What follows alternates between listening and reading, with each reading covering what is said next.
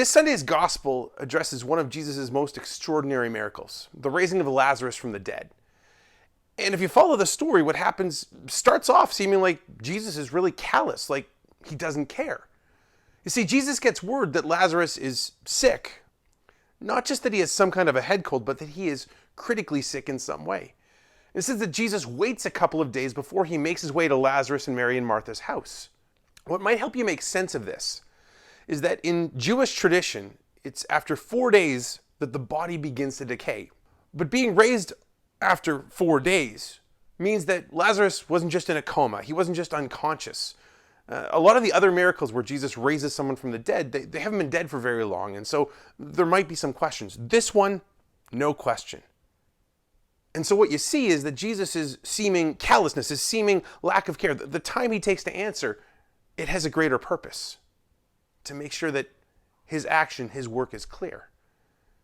But on the other side of callousness, you have this beautiful verse, which is the shortest verse in all of Scripture, John 11:35.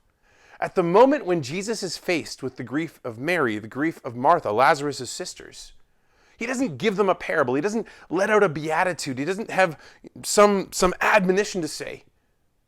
He simply stops and he weeps with them.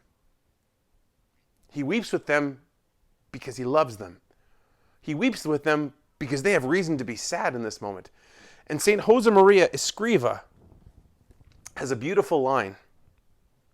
He says, Jesus is your friend, the friend, with a human heart like yours, with loving eyes that wept for Lazarus.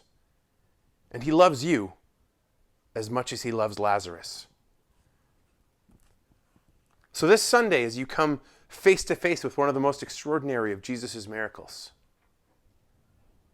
remember, Jesus is your friend, the friend.